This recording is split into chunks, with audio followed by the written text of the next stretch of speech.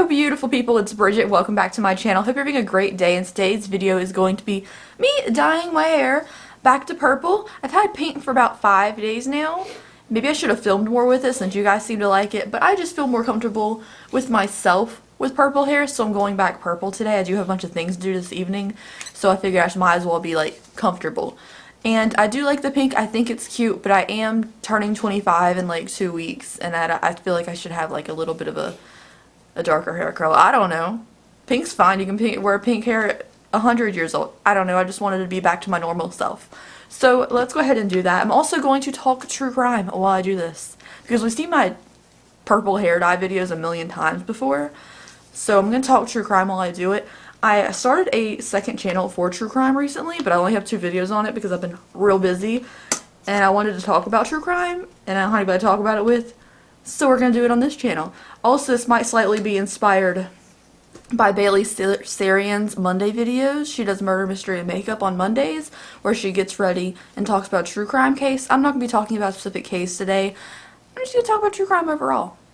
I'm also dyeing my hair with Purple Rain by Arctic Fox. Just Purple Rain. I was going to mix in some pink, but I'll do that next time. I'm just going to do purple for right now. It's a little bit dark, so I'm not going to leave it in too long. Then I'm going to start towards the back. Don't judge my application skills. It's semi-permanent. It's not that big of a deal, and it's not harmful to the hair like a permanent or a bleach. It has really good ingredients here. My hair actually feels healthier after dyeing it with Arctic Fox. So, I don't know if you guys are interested in true crime. I know it's a very big community on the internet lately. The past couple of years, I feel like people are way more open about talking like, hey, we like watching crime videos and stuff. But yeah, I think I've always had like a thing for it. I've always been like, give me the like slightly obscure weird shows. Like I loved, like as a small child, one of my favorite shows, Ripley's Believe It or Not. I just liked all the weirdness and like, oh my god, is that real kind of thing. And then people doing crazy stunts and stuff. I was like, oh my gosh, this is crazy. I love Ripley's Believe It or Not. Then all the stories with the pets doing cool, extraordinary things. Like, Ripley's is great. I gotta see if there's a Ripley's Museum in Jacksonville. And then I also like shows like Beyond Belief, Fact or Fiction. Those kind of shows. That's my show, okay? No one ever talks about it, and people who do talk about it online, like I know Fact Fiend did a video where they're talking about Jonathan Franks, who was the host for the first 2 seasons. And people are like, Beyond Belief was such a crappy show. No bitch, it was my show. I love that show. All the episodes are on Netflix, on YouTube. It took me forever to find them. Like, I was gonna pay $40 for the season 1 DVD on eBay until I realized they don't write out Beyond Belief on YouTube. They put, like, BB season 1, episode 1 or something. But yeah, all the episodes of Beyond Belief are on YouTube. Super, super cool. I just loved that show. It was like a game, because like Beyond Belief was like, they tell you like 5 stories, and at the end they tell you which ones are real and which ones the writers made up. But they're all like, oh my gosh, this couldn't actually happen in real life. So you're like, oh man, did this crap happen? I don't know. Super fun. I feel like a lot of people don't remember that show, and it's bull because that show is awesome. Beyond that, like, I don't know. I liked Unsolved Mysteries as a kid. I didn't watch it all the time because I only got to see the couple of reruns that came on the Chiller network, because Chiller was like one of my favorite channels as a kid, and it wasn't blocked by like the TV parent control thing. But like really late at night after Ghost Hunters, I would watch Unsolved Mysteries a couple times. A couple of them did kind of freak me out a little bit. I was like, oh, this is kind of creepy, just because the narrator guy was just like kind of like monotone. I was like, this is kind of serious, but it was super cool. And then I got into old Hollywood as a teenager. Still love old Hollywood movies and stuff, and like, it's where a lot of my tattoos came from, is old Hollywood. But old Hollywood eventually leads to death, because it's old Hollywood. And then I focus a lot of like my old Hollywood attention on like 30s through 50s, maybe like 65. Like, but I eventually ended up on movies starring Sharon Tate, and she is so beautiful that I was really intrigued. And I was like, oh my gosh, what happened to her? And I googled it one day, and not good things happened to her, and I got super invested in the Charles Manson case. It's just like pure evil. And yeah, I was really like far in that Manson rabbit hole for a long time. And I think that really started like the true crime thing in general. Like I always had a knack for it. But like the first case that I was like all in, give me every piece of content you can on this case, I need to know everything, was Manson. And there was so many documentaries on it. There was more documentaries on Netflix at one point than there are now. One website I really liked is Find a Death. So I could look up, like, oh, this is an intriguing old Hollywood case that met a weird end. Let me find a death it, and they have, like, all the information compiled into one thing. He also did a documentary on the Manson case that I saw on Netflix. That's what really, like, introduced me to the site, and I was very intrigued by that. And then, after the Manson case, it was everything, like, everything true crime, investing in it. I have been on this rabbit hole for quite a long time. Like, the second I discovered Crime Watch Daily on YouTube, like, it was in. Like, I watch that all the time still. Like, the moment I discovered that channel on YouTube, it was over. Like, I'd watch a million cases a day, especially when they had, like, the 5-part, a couple minute, they were, like, 5 minutes each. They had 5 parts, 5 different videos to find and watch. I watched those. Now they kind of lump them all together into, like, one 20-minute video, which is preferred. But yeah, I was super invested in that. And I still am. Like, Crime Watch Daily, one of the best channels on YouTube for, like, good content, you know? I do have this weird fascination with Bundy. I think a lot of people do. Because, unfortunately, if you watch, like, his court trial and stuff, the things that were recorded from the court trial, and he's representing himself, he is charming. Like, it's an issue. I found myself a couple times being like, and I'm like, oh, I shouldn't have done that. He killed 30 people at least. Like, why did I just, like, chuckle at your joke? That's not cool. I don't know. I feel like the Bundy fascination is very popular. You know what? I don't like this full sectioning thing off. Like, it's not working out. Like, I'm just gonna do the hairline and I'll just smush it through the rest of the hair over it. There's a couple cases that intrigue me more than other. Like, I know one case that everyone's like, oh my god, what happened to you? Is Maura Murray. Which exactly, I probably is intrigued by the fact that I just watched the True Crime Obsessed podcast, 2 parts on that case, because there was an Oxygen series on the case. Like, Maura Murray, where did you go? And she looks like the most normal person in the world. Like, if you see, I'll put a picture on the screen of Maura Murray. She looks so normal to just up and disappear in the most bizarre way possible. Okay, fine. You know what? Just gonna smush it through the rest. People are gonna be like, oh my god, that's not how you do your hair. It's fine. It's semi-permanent hair color. It's not that big of a deal. But yeah, the Maura Murray thing, like, where did you go? Where did you go, Maura? Why was there a rag stuffed in your tailpipe after you wrecked that car? People looked away for 1 second and you're gone. Where are you? It's snowing. Where are the tracks? No idea. I'm pretty sure we can all agree she's not alive anymore. But I want to know what happened to you, Maura. Because I am so confused about everything about your case. And, like, why you lied and ran away and stuff. Like, what the...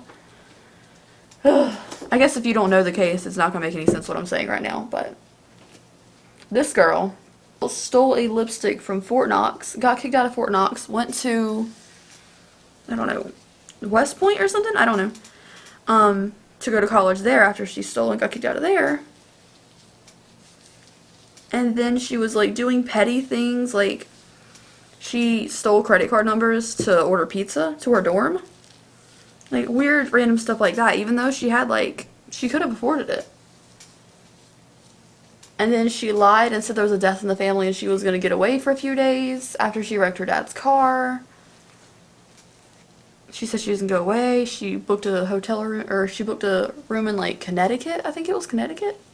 and she was on her way up there with like tons of alcohol, like 8 bottles, 2 wine coolers, like a lot of alcohol, like way more than for one person. That's not like, oh, I'm gonna get a little tipsy tonight. That's like, a lot. And then she wrecked on the side of the road in the snow in a small town with no cell service. And people called 911 from their houses using their house phones. And she was gone in like the 7 minutes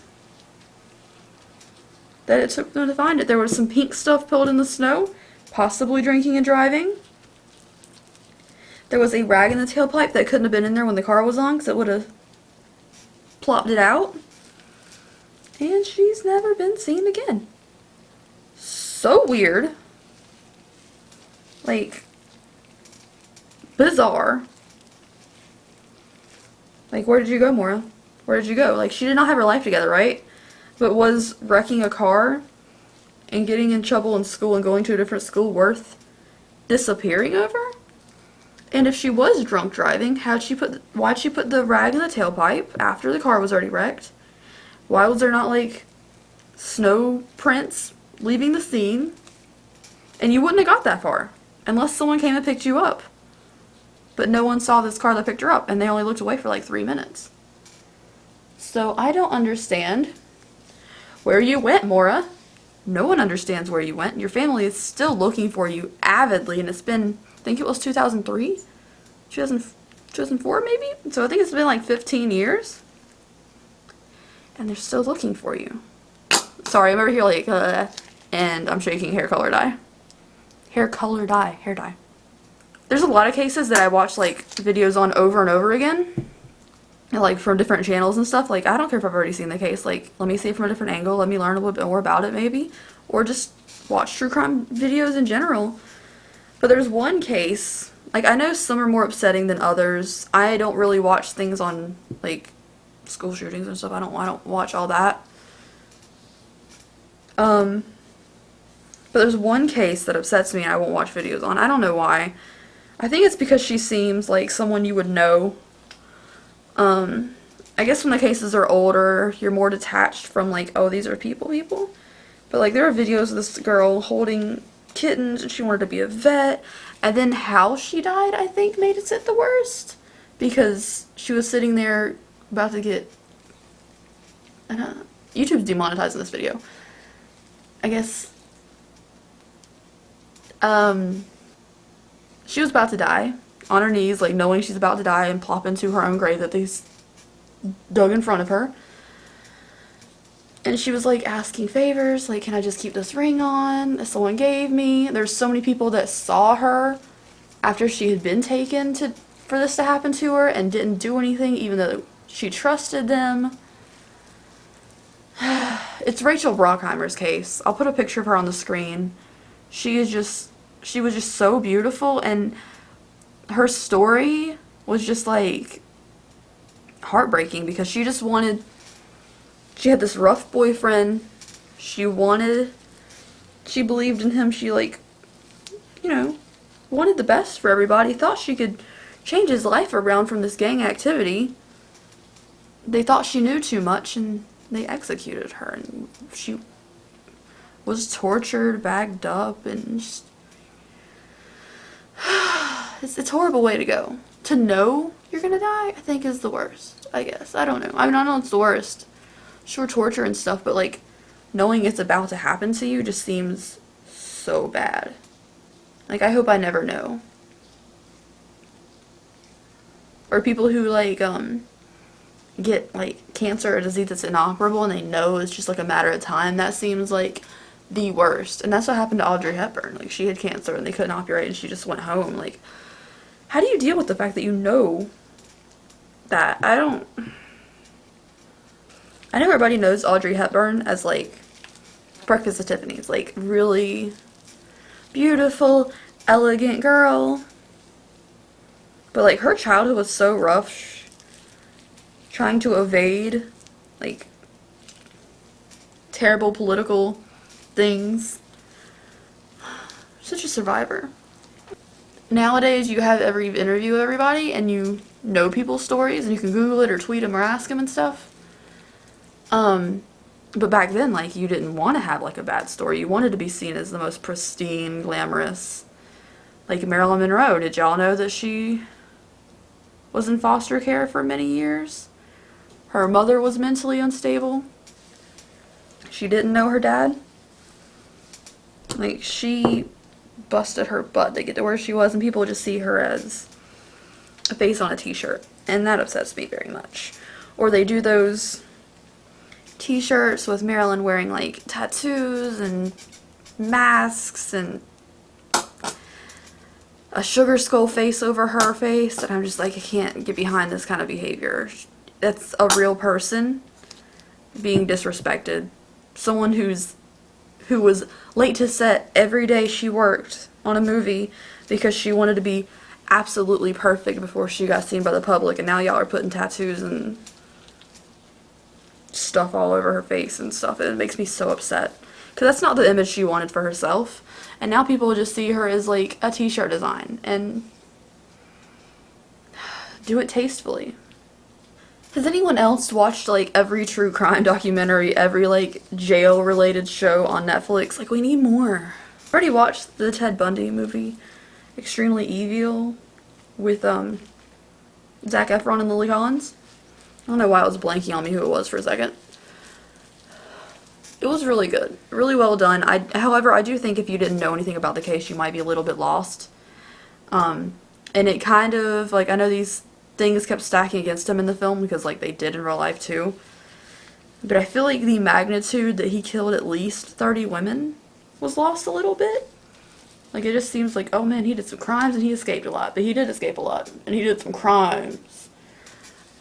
I like the reveal they did at the end of, like, when he tells her. But I feel like if you didn't know anything about this case, like, at all, you might be a little bit lost. Or, like, lost to, like, how big of a deal it was. I'm also, like, of course I watched, like, Making a Murder and all those documentaries, and even the Madeleine McCann. I wanted to say John Bonet. John Bonet was one of those cases, too. Like, right after I got obsessed with, like, the Manson case. John Bonet. I've watched so many documentaries on John Bonet. I'm like, oh, this is so terrible. I think the brother did it. Parents didn't want to lose both kids in this situation. Covered it up. Theory. Fact. Don't care. Allegedly. Should I say allegedly? It's just what I believe personally. I'm not saying it's facts. I don't have any proof behind this. But I'm into true crime podcasts too lately because I've finished all, like, the documentaries on Netflix and stuff. I talked about it before. I live for the Crime Junkie podcast. Like, living, dying, breathing. Love it. I finished every episode. I've watched a bunch of them twice. I've watched a ton episode of Criminal. Just, because they're, like, one-off stories of different kinds of crimes. Like, one's about someone's mom doing the numbers. Like, the lottery. The local lottery. And one's about a heist on a plane that went wrong. And there's just a ton of different kinds of crimes on that kind of podcast. I think that's kind of cool. Also, the other day, I discovered because I saw Ashley Flowers, who runs Crime Junkie podcast, take a picture with this guy, and it was tagged as True Crime Obsessed podcast. So I looked at it. I listened to a couple episodes, because I usually don't like true crime things that are, like, banter, usually. Like, it's usually, like, two girls bantering, like, kikiing. And I'm like, just tell me the case. But I found one that has a lot of banter that I do like, which is the True Crime Obsessed podcast. Like,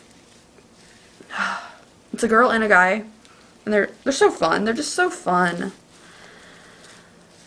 I love them already. I've only watched, like, listened to, like, 4 episodes so far, and I'm, like, in it. Like, y'all are adorable. Please, please do more. So, they've been covering, like, TV documentaries and stuff. Well, at least, I don't know if, like, all of them are like that, but, like, they did Maura Murray case. They did 20 episodes of Making a Murderer and stuff. I'm into it. How do I know if I got my roots real good? I always do this. I'm like, how did I get those roots? But I'm just saying, if you guys need some, like, good true crime podcast, Crime Junkie, True Crime Obsessed, and Criminal are the ones I listen to. I know everyone always recommends My Favorite Murder. I couldn't get into it when I tried to listen to it. It was too much, like, gossiping? Not a case. Like, give me the case. Okay, so I think my hair is purpley dyed. I'll be right back with my finished hair color. Alright guys, this is the finished hair color. I am in love with it. So this is the finished purple. Thank you guys so much for watching today's video. I'm sure it looks so different than I did a second ago to you, but this is just so vibrant. It's so me. Like, it's beautiful purple, and since there was pink underneath, it got more of a little bit of a blue hue to it. I love it. Thank you guys so much for watching, and I will see you in the next video. Please subscribe to my channel if you haven't already, and I will see you guys next time. Bye.